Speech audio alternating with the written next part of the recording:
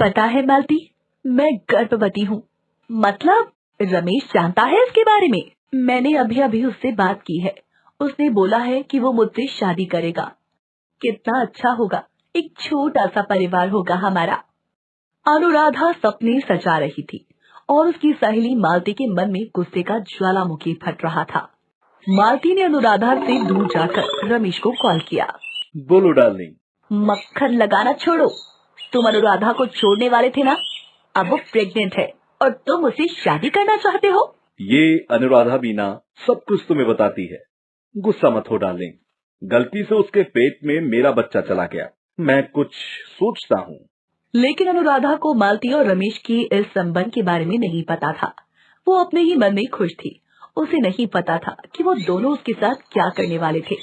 अनुराधा और रमेश का प्यार बहुत पुराना है। स्कूल से दोनों ही एक दूसरे को चाहते थे। हम दोनों का एक घर होगा और हमारे 2 बच्चे होंगे। हाँ अनुराधा, हम दोनों का एक परिवार होगा। दोनों स्कूल से कॉलेज में गए और कॉलेज में अनुराधा की एक नई सहेली बनी, मालती। मालती दिखने में अनुराधा से बेहद खूबसूरत थी, इसीलिए रमेश भी मालती पर लट्टू हो गया। मालती भी रमेश को भाव देने लगी और ऐसे ही अनुराधा की पीठ पीछे दोनों मिलने लगे। रमेश, तुम मुझे चाहते हो या अनुराधा को? तुम्हारे होते हुए उस बदसूरत अनुराधा को कौन चाहेगा? मैं उससे बहुत जल्द ब्रेकअप कर लूंगा। बस कॉलेज खत्म होने दो। मालती इंतजार करने लगी। वो अपनी सहेली को ही धोखा दे रही थी। कॉलेज खत्म हो गया और मालती ब्रेकअप के लिए प्रेशर देने लगी। एक दिन अनुराधा के घर में कोई नहीं था। रमेश ब्रेकअप करने के लिए वहाँ गया। देखो अनुराधा, मुझे तुमसे कुछ कहना है। वो सब बाद में कहना। आज तुम बहुत खूबसूरत लग रहे हो रमेश। ये बोलकर अनुराधा ने रमेश को गले लगा लिया। रमेश कुछ कह नहीं पाया।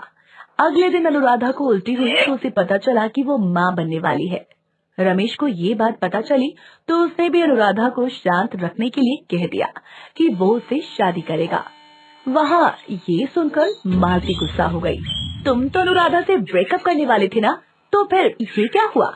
गलती हो गई, मैं गलती सुधार लूंगा। रमेश अनुराधा से छुटकारा पाने के लिए बहुत ही तरकीबें अपनाने लगा। अनुराधा से बातचीत भी बंद कर दी, लेकिन अनुराधा भी छोड़ने वालों में से नहीं थी। वो हर रोज रमेश के फ्लैट में आती उससे मिलने। ऐसे ही कुछ महीने बीत गए। अनुराधा का पेट फूलने लगा और वो भी रमेश को शादी के लिए कहने लगी। 8 महीने बीत गए। मालती गुस्सा हो गई। रमेश, अब कुछ करना ही होगा। रमेश ने एक प्लान बनाया। उसने अनुराधा को बुलाया और मालती के हाथ में चाकू देकर उसे दरवाजे के पीछे छुपा दिया। अनुराधा घर में घुसी और मालती ने पीछे से उसके शरीर में चाकू घोंप दिया। अनुराधा की मौत हो गई। एक ही बार में माँ और बच्चा दोनों खत्म। रमेश और मालती ने अनुराधा की बॉडी को जंगल में फेंक दिया। अनुराधा की आत्मा बाहर चली आई। धोखा, मेरे साथ धोखा हुआ है। मैं उन दोनों को नहीं छोड़ूंगी। उधर अनुराधा का शरीर हिलने लगा और उसके पेट का बच्चा बाहर चला आया।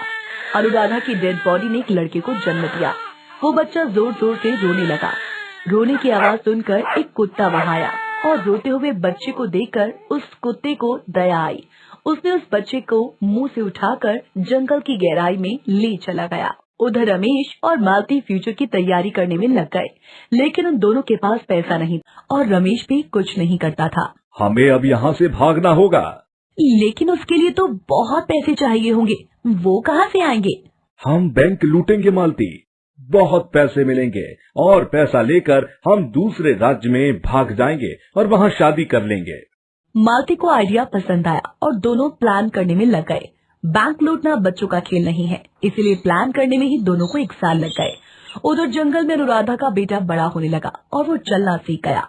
उस कुत्ते के साथ उसकी अच्छी दोस्ती हो गई और अनुराधा की आत्मा मालती और रमेश पर नजर रखने लगी और आखिरकार बैंक लूटने का दिन आ गया।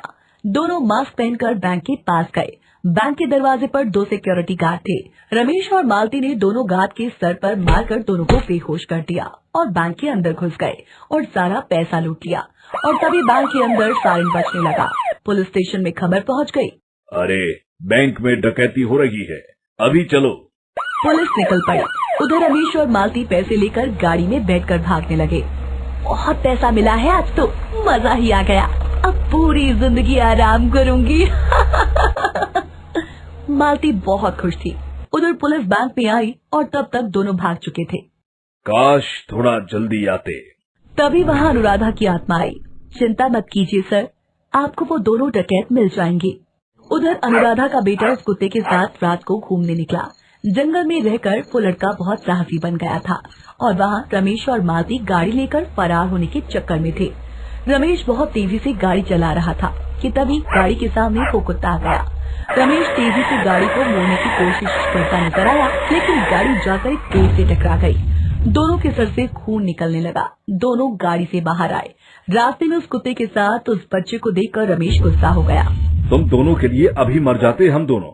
तुम दोनों को तो मैं खत्म कर दूंगा। रमेश दोनों को मारने ही जा रहा था कि इतने में वो आत्मा आ गई और रमेश को रोक लिया। पता है ये बच्चा कौन है? ये तुम्हारा बेटा है रमेश। तुम दोनों को तो अपने किए की सजा मिलकर रहेगी। उस आत्मा ने दोनों को बहुत मारा और फिर दोनों को पुलिस के हवाले कर दिया। उन दोनों को फांसी की सजा सुनाई गई। उस आत्मा ने बच्चे को गोद में लिया और ऐसे ही उनको इंसाफ मिल गया और इसके बाद वो लोग खुशी खुशी रहने लगे।